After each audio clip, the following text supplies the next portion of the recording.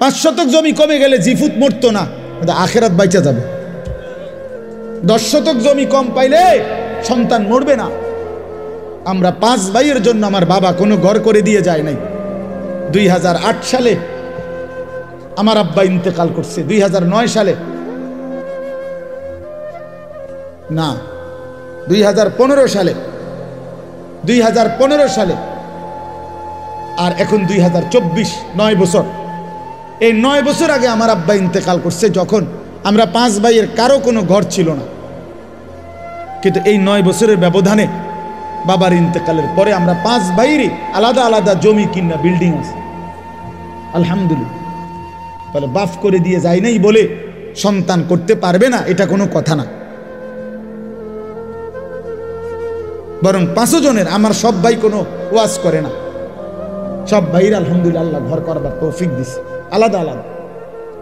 তাইলে আমি আপনাদেরকে বুঝাইতে চাই, আপনি কেন হারামের মাধ্যমে ঘুষ দিয়া, বাটপারি, সিটারি কইরা, মিথ্যা বইলা, দলিলের মধ্যে 2 নম্বরই কইরা, আমনে এতেরে দিয়ে হেতেরে দিয়ে ওইতেরে দিয়ে ওইতেরে দিয়ে এতগুলো বাটফারি কইরা, আহা বান্দা, আয় আল্লাহর বান্দা, কার জন্য রাইখা গেল? নিজের আখিরাত বরবাদ করে দিলা। কার জন্য রাইখা গেলে এই 10 শতক জমি? এত সিটারি করলা, এতটি দলিলের মধ্যে এতগুলো ফেঁস লাগাইয়া এই কদ্দুর জমি উদ্ধার করলা, বিনিময়ে আজ কার জন্য রেখে যাচ্ছ? তোমার না বলে? কবরে যাওয়ার দিন নাফরমান নিচ্ছ না কেন জমি? এই নাফরমান, এই না বলে তোর 10 শতক জমি নেছ না কেন? বলে নাও না কেন? এটা না তোমার? এই তাল গাছিটার লাগে না 30 বার মেল করলা, এটা নেও না কাকে? এত কষ্ট করে তাল গাছ উদ্ধার করলা, এটা এখন থুয়ে যাও কা? ইয়াকুলু ইবনু আদামা মালি ওয়া মালি।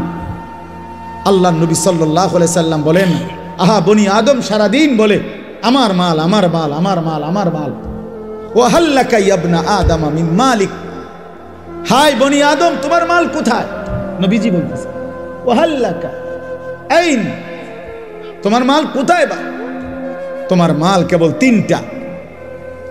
রাসূলুল্লাহ সাল্লাল্লাহু আলাইহি সাল্লাম বলছে তোমার কেবল 3টি, মা আকালতা ফা আফনাইতা, যা তুমি সরাসরি খাইছো, তুমি খাইছিলা, এটা তোমার। আও লাবিস্তা ফা আবলাইতা, যেটা সরাসরি গায়ে দিছো, তুমি গায়ে দিছো, এইটা তোমার। আও তাসাদ্দাকতা ফা আমদাইতা, যেটা আল্লাহর রাস্তায় দান করছো, সদকা করছো, মসজিদে, মাদ্রাসায়, মাহফিলে গরিবকে, অসহায়কে, বঞ্চিতকে, দুস্থকে আল্লাহর পথে খরচ করছো, এটা আখেরাতে জমা হইছে, এটা তোমার। কয়টা হলো? আল্লাহর কসম নবী বলছে এই 3টাই তোমার। ওমা সিওয়া যালিকা, আর বাকি সব ফাজাহিবুন, তোমার থেকে চলে যাবে। ও তারিকুহু লিন্নাস, মানুষের জন্যই রেখে যাবে,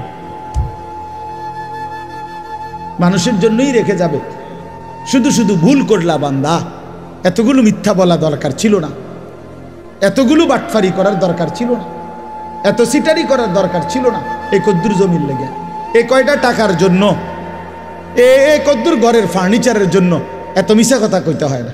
50 বছর সুদ খাইয়া, 30 বছর বাটফারি ব্যবসা কইরা, 50 বছর পর্যন্ত হালাল হারাম রোজগার কইরা কি কামাই করছে? 1 সেট সোফা বানাইছে, 6টা টেবিল, আর 6টা চেয়ার, একটা ডাইনিং টেবিল, 4খান খাট, 2টা আলমারি, একটা ফ্রিজ, আর 2 ডজন কাচের প্লেট, 1 ডজন চার কাপ, 6টা নুনের বাড়ি, 4টা বাথরুমের মধ্যে 4টা বদনা, লোডা লোডা, আর কিতা ফাঙ্গাস, তেলাফিয়া, দুন্দুল, করলা, ধন্যতা, কাঁচামরিচ, খিরা, টমাটো, ঠিক না, পাতাকপি, ফুলকপি, আর কি আর কি? এ সব মালের দাম হইতো না 50 লাখ? কথা বলেন না কেন? আপনার ঘরের যে সামান, এই সবটির দাম 50 লাখ হবে? তো এই 50 লাখ টাকার জন্য এতগুলো মিথ্যা বললেন? এই 50 লক্ষ টাকার জন্য এত টাকা সুদ খাইলেন? এই 50 লক্ষ টাকার জন্য এতগুলো ওজনে কম দিলেন, আহা এতগুলো মিথ্যা, খুব বেশি কি কামাই করলেন? এই বাপ, একটা লোক বলেন, বুঝতে শিখেন, খামখেয়ালি মনে করেন না। আপনি ভাবেন না আপনি কি করছেন কামাইটা। একটা ছেলে নামাজ পড়ে না, একটা মেয়ে পর্দা করে না, জিফুত নাতি নাতি কেউ আল্লাহর কোরআন কদুর সাইয়াও পড়তে পারে না। এতগুলো নাফরমান ঘরে ঘুমায় 6 জন 7 জন, একটাও ফজরের নামাজ খুদার 365 দিনের 1 বছরে কোনোদিন ফজরের নামাজ পড়ে না। এই জানোয়ার পাইলা কি ফায়দা হইল? কথা বলেন না কেন? কি ফায়দা কি বলেন? আপনারা বলতেছেন জিরো। যে খাট বানাইলেন 70,000 টাকা দিয়া, ওই খাটে যে ছেলেটা ঘুমায় ওই সারা রাত মোবাইলে উলঙ্গ ছবি দেখে। তো এই জানোয়ারের জন্য বানাইছেন খাট? এ তো জানোয়ার, এ তো মানুষের বাচ্চা না। 365 দিনে খোদার একটা বছরে যে কোনোদিন ফজরের নামাজ পড়লো না, এটা মানুষের বাচ্চা হয় কেমনে? এটা মুসলমানের বাচ্চা কেমনে? কথা বলেন। একজন প্রতিবাদ করেন মিয়া, তারা ওই মানুষের বাচ্চা কেমনে? ওই হাইওয়ানরে জিজ্ঞেস করেন, তোর কোনো আল্লাহ নাই, তোর কোনো রসুল নাই, তোর জন্য কেউ কাঁদে নাই? 23 বছর তোর জন্য তোর রসুল কাঁদছে। তায়েফের পাথরের আঘাতে পিঠটা চালনির মতো ছিদ্র বানায় ফেলছে, ক্ষুধার কষ্টে পেটে পাথর বাঁধছে 2টা। উহুদের দান দান শহীদ করা রক্তে উহুদের মাঠে নবী পড়েছিল ঘন্টার পর ঘন্টা। 3 মাস ঘরের চুলায় আগুন জ্বলে নাই। নবী বলবে, উম্মত এত কাঁদলাম, সারা রাত চোখের পানি ফেলে এশার পর থেকে ফজরের আজান পর্যন্ত নবী সাল্লাল্লাহু আলাইহি সাল্লাম উম্মতের জন্য কাঁদছেন, চোখের পানি ফেলছেন, দোয়া করছেন। বিনিময়ে উম্মত এই জিন্দেগি, এই আমল নামা, কোনদিন ফজরের নামাজ নাই, 30 বছর মিথ্যা, 40 বছর হারাম, 60 বছর বয়সও বিড়ি সিগারেট, 60 বছর বয়সও চায়ের দোকানে আড্ডা, টেলিভিশন আর নাচ গান, 40 বছর ঘরে প্রতিদিন রঙিন টেলিভিশন চলল, স্ত্রী বেপর্দা, মেয়েটাও বেপর্দা। হায় উম্মত, এ কি আমল নামা আনলাম? আল্লাহর কসম, নবীজির কাছে তো উম্মতের আমল নামা দেখানো হবে। এই বাপ, নবী সাল্লাল্লাহু আলাইহি সাল্লাম তো উম্মতের আমল নামা দেখবে। তো এই আমল নামা দেখলে কসম আল্লাহর, নবী চোখের পানি ছেড়ে দিবে আর কাঁদবে আর বলবে, উম্মত আমি শ্রেষ্ঠ নবী, তুমি আমার শ্রেষ্ঠ উম্মত। এই নিয়ে আমল নামা, আমি এই আমল নামা নিয়ে আল্লাহর সামনে কেমনে দাঁড়াবো? তোমার জন্য কেমনে সুপারিশ করবো উম্মত? কি বলবো? আমি কিভাবে মুখ দেখাবো? তুমি আমার এত বড় বেইজ্জতি কেমনে করলে? কি ব্যাপার? কোনো বাবা যদি কোনো ছেলেকে 6 বছর ঢাকা শহরে রাখা কোনো কলেজে পড়ায়, তারে মনে করেন 50 লাখ টাকা দিছে, এই পর্যন্ত বাবার সব বেচ্চা, 6 বছর পরে রেজাল্ট আসছে, সে ফেল, তো ওই বাপ কি পরিমাণ কাঁদবে যে কিরে বাপ, আমার গত 6 বছরের এই রক্ত পানি করা টাকা, ঘাম ভেজানো কলিজা ছেঁড়া টাকা, তোদের সুখের জন্য আমি 12 বছর বিদেশ করছি, তোদের সুখের জন্য আমি 28 বছর বিদেশ থাকলাম, কোনোদিন সুখ কি দেখি নাই। 12 ঘন্টা 14 ঘন্টা ডিউটি করে, এত কষ্ট করে বুকে বাইন্দা এক একটা টাকা রোজগার করে তোদেরকে দিছি, বিনিময়ে এই রেজাল্ট, বিনিময়ে এই ফলাফল। ওই বাবা কাঁদবে কিনা বলেন? ওই মা কাঁদবে কিনা বলেন? তো রাসূলুল্লাহ সাল্লাল্লাহু আলাইহি সাল্লাম কাঁদবে না? বলবে, উম্মত 23টা বছর কাইদা, চোখের পানি ফেলে, রক্ত জড়িয়ে, পেটে পাথর বাইন্দা, ক্ষুধার কষ্ট সয়ে, বিনিময়ে এই আমল নামা পাইলাম।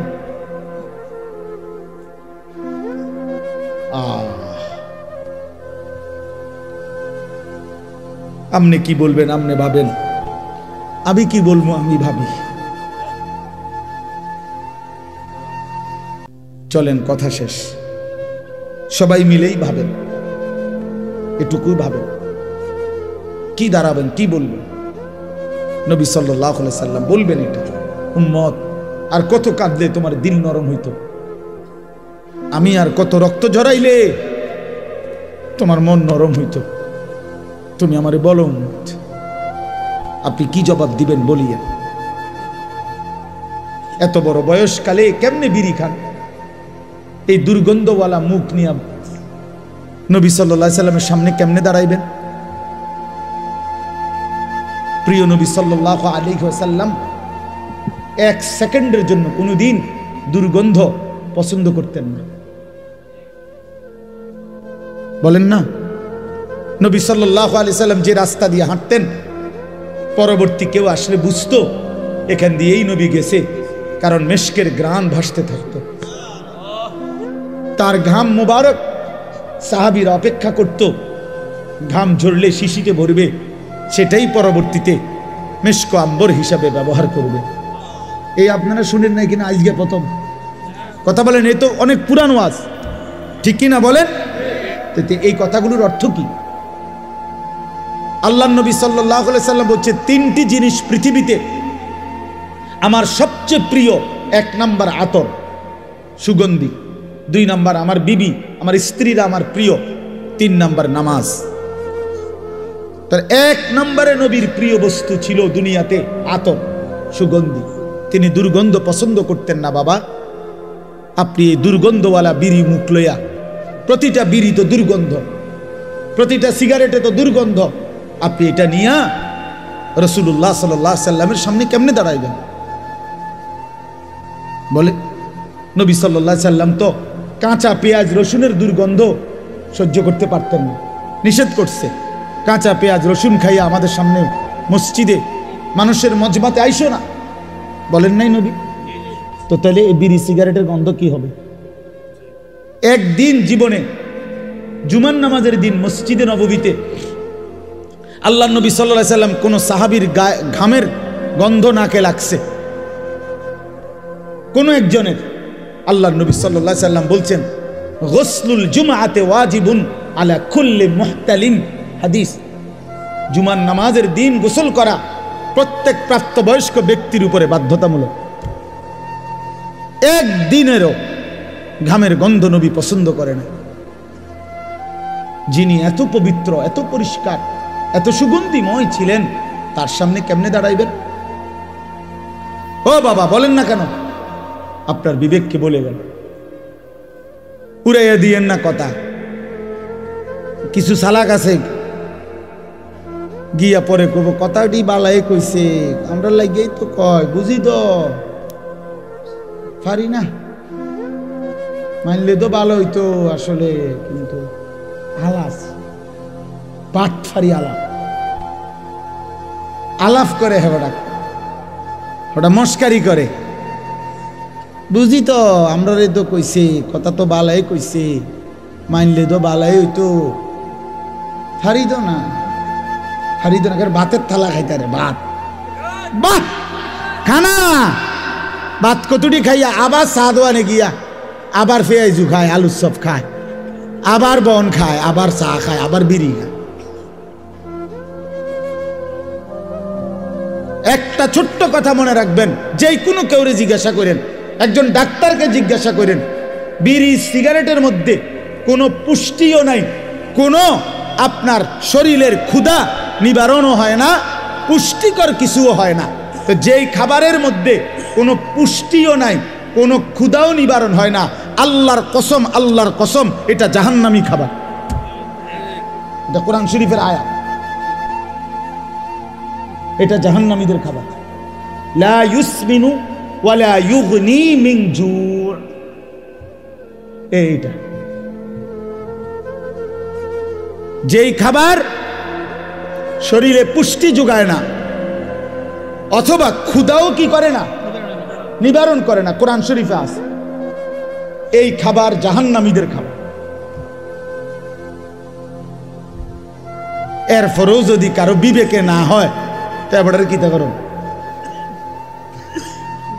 এবারে বিরিয়ানি খাওয়াই ছেড়ে দাও না কি, এবারে বিড়ি এবার ধরাই বই।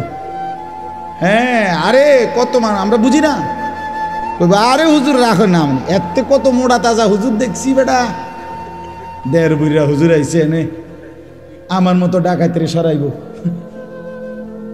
লড়তাম না বেটা, যে রুম আছি এ রুমেই থাও, বেশ তো দিলে দোক, না দিলে না দিল, এসব বললে উড়াইয়া দিয়েন না। আখেরাত আসলেই কঠিন, আখেরাত আসলেই কি কঠিন। আল্লাহ আমাদেরকে বুঝ দান করেন। এবার তরজমা শুনেন, শুধু আল্লাহর হুকুম মানলে, আল্লাহর অনুগত থাকলে, কোরআন সুন্নাহ মতো চললে, আল্লাহ তাআলা কোরআনের ভাষায় এই সূরায় বলছেন ওই মানুষদেরকে বলে আবরার, নেককার। এই সূরার মধ্যে আল্লাহ মানুষকে দুইটা ভাগ করছে। নেককার যারা সৎকর্মপরায়ণ তাদেরকে আল্লাহ বলছে আবরার, আর যারা পাপী নাফরমান আল্লাহ তাদেরকে বলছে ফুজ্জার। তো এখানে আমি যেই 5টা আয়াত পড়ছি, এই 5টি আয়াতে আল্লাহ তাআলা আবরার যারা নেককার তাদের পুরস্কার ঘোষণা করছে। ইন্নাল আবরার লাফি নাঈম, আল্লাহ বলেন আমার নেককার বান্দা যারা হবে তারা নেয়ামতে নেয়ামতে ভরা চির সুখের জান্নাতেই বসবাস করবে। আচ্ছা জান্নাতের নিয়ামত কি পরিমাণ? তো আল্লাহ কোরআনে বলছে ইদা রাআইতা সাম্মা রাআইতা নাঈমান ওয়া মুলকান কাবীরা। এটা বলতেই মজা লাগে আমার। ইদা রাআইতা সাম্মা রাআইতা নাঈমান ওয়া মুলকান কাবীরা।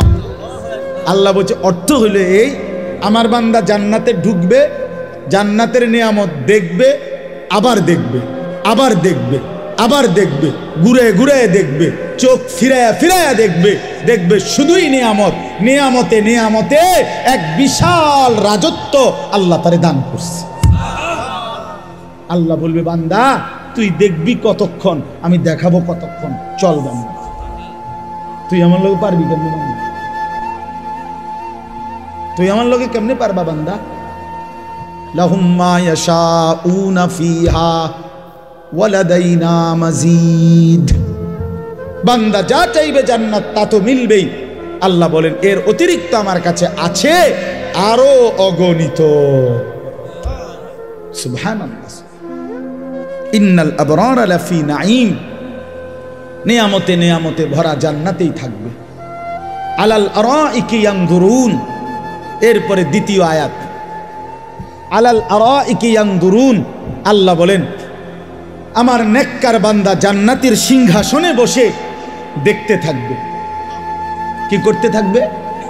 আবার বলেন কোথায় বসে কি দেখবে? 3 জিনিস।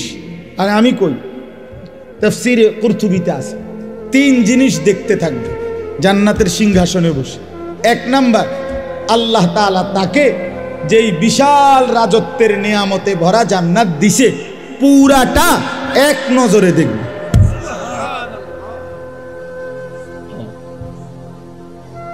এক নজরে দেখবে। এখন কেমনে দেখবে তাহলে এক নজরে? নিশ্চয়ই জান্নাত হলো 10 হাত বাই 10 হাত মতো, নলে দেখবো কেমনে? জান্নাত যদি পুরা বাঙ্গরা ইউনিয়ন হয় আমরা কেমনে দেখবো? তা জান্নাত তো নিশ্চয়ই কি কুড়াখালের সমান, কিতা 2টা রুমের একটা বারিন্দা। সবচেয়ে ছোট জান্নাত 10 দুনিয়া বরাবর, সবচেয়ে ছোট, সবচেয়ে ছোটটা এই 10 দুনিয়া বরাবর জান্নাত সে এক নজরে জান্নাতের সিংহাসনে বসে দেখতে থাকবে। যদি বলেন এটা কিভাবে সম্ভব, তা আমি বলি দোয়া করেন আল্লাহ আমারও জান্নাত যেন দেয়, আমনেরও যেন দেয়, দুজনে মিললে আমরা একসাথে দেখা আমনে আমারে বুঝাই কইবেন, আমি আমনেরে বুঝাই কইব। আল্লাহ কবুল করেন, নিয়ত করেন, আমিন বলেন। ওম আল্লাহর কাছে জান্নাত চাইবেন না? জান্নাত তো আমগো লাগিয়ে বানাইছে আল্লাহ, ইমানদারের জন্য বানাইছে না? নাইলে আমি কেমনে কইতাম এটা কিরকম হইব, কেমনে দেখবো? আমি কি মেশিনটা দেখছি?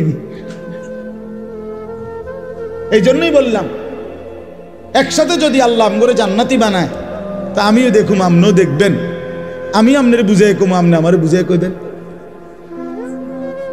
আলাল আরাইকি ইয়ানজুরুন, এইলো এক।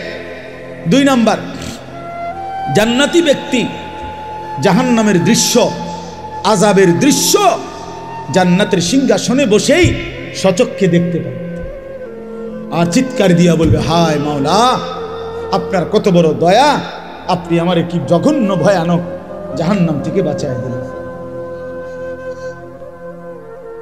এই কয়টা হলো? 3 নাম্বার। 3 নাম্বারটা কই? আল্লাহু আকবার। 3 নাম্বার হইল, আমি একটু জিরান তারপরে কই।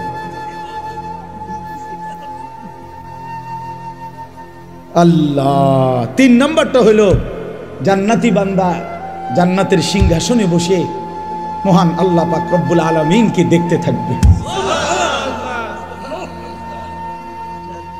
প্রথমবার যখন দেখবে 70,000 বছর একটানা মালিকের দিকে তাকাইয়েই থাকবে। এটা কি মজাদার বিষয়। এর লাগে একটু জিরা, মানে একটু মজা করে করো। ইলা রাব্বিহা নাযিরাহ, সরাসরি রব্বুল আলামিনকে বান্দা দেখবে। আলাল আরাইকি ইয়ানজুরুন ইলা রাব্বিহি আযজা ওয়া জাল, জান্নাতি বান্দা সিংহাসনে বসে মহান আল্লাহ পাককে সচক্ষে দেখবে। 70,000 বছরের জন্য জান্নাতের সব নিয়ামত ভুলে যাবে, জান্নাতের হুরেরা টানাটানি শুরু করবে। হে আল্লাহর বান্দা জান্নাতি, আমাদেরকে তো ভুলেই গেলেন, আমাদের দিকে তো ফিরেই চাচ্ছেন না। জান্নাতি বলবে, হুরেরা, মহান আল্লাহ পাকের দিদারের সামনে পুরা জান্নাত আমার কাছে কোনো কিছুই মনে হয় না। আলাল আরাইকি ইয়ানজুরুন, এই হলো 2 নাম্বার। 3 নাম্বার, তাহলে 3টা। নিজের জান্নাত পুরাটা দেখবে, জাহান্নামীদের আযাবের দৃশ্য দেখবে, আর মহান আল্লাহ পাককে দেখবে। ঠিক আছে না মৌলানা? মনে রাখবে। এই যে মৌলানা, আমি যখন সোনাকান্দা মাদ্রাসায় নতুন আসি, তখন এই শেষ, মানে হেগো পড়া শেষ বছর, আমিও মাত্র আসছি। তো কিছুদিন, হয়তো অল্প কিছুদিন আমার ক্লাসও ছিল। বাকি অনেক সুন্দর বয়ান করে, আল্লাহ ভালো করেন, তৌফিক দান। তাইলে আলাল আরাইকি ইয়ানজুরুন তারিফু ফি বুজুহিহিম নাদরাতান নাঈম। আল্লাহ নবীকে বড়, নবীজিকে আল্লাহ বলতেছে, বন্ধু শুনেন, জান্নাতি বান্দাকে আপনি যখনই দেখবেন 24 ঘন্টা তার চেহারার মধ্যে হাসি, আনন্দ, প্রফুল্লতা, চির সজীবতা বিরাজ করছে। 1 সেকেন্ড কোনো ক্লান্তি, বিরক্তি, পেরেশানি, অস্থিরতা বলতে কিচ্ছু নেই। তারিফু ফি বুজুহিহিম নাদরাতান নাঈম। হ্যাঁ, আচ্ছা, এই যে বাহিরে যারা এতক্ষণ ধরে ধরে, এরা এই বেশরমরা কেমনে আইয়া বইব এখন? না না, এগো, আচ্ছা এগো তো একটা চোখ শরম তো আছে মানুষের না? এখন যখন বসবে, এখন মুনাজাতের টাইমে এরা এগো লজ্জা লাগবে না? শরম কম হইলে যা হয় আর কি, লজ্জা কম থাকলে যা হয়। আস্তাগফির। ইউসকাউনা মির রাহিকিম মাখতুম, এই শেষ। এবার আরে 2 রাত। এবার শুনেন, আল্লাহ বলেন জান্নাতি বান্দাকে পান করানো হবে শরাব, জান্নাতি সুস্বাদু পানীয়, মাখতুম, মোহরাঙ্কিত, সিল মারা। এই কথাটা আমি এমনি বুঝাই আগে, তাহলে বুঝবেন ভালো। মনে করেন এই যে এটা একটা বোতল পানি, এখন এটা একদম ইনটেক বোতল, বাকি পানি যেহেতু আমার ফুরাটা লাগবে না, তো আমরা 3 জনে মিল্লা খাইলাম, আমি, হানিফ ভাই, সেলিম ভাই, কদ্দুর করে আমরা শেষ করলাম। তাহলে 1 বোতল দিয়ে কয়জনে খাইলাম? আল্লাহ তাআলা বলতেছে, আমার বান্দা জান্নাতের মধ্যে পানীয় যেটা পান করবে শরাব, সেটা প্রতিটাই থাকবে ইনটেক, মোহরাঙ্কিত, সিল মারা। একটা 3 জনে খাইবে না, একটা 2 জনে খাবে না, প্রতি বোতল নতুন নতুন।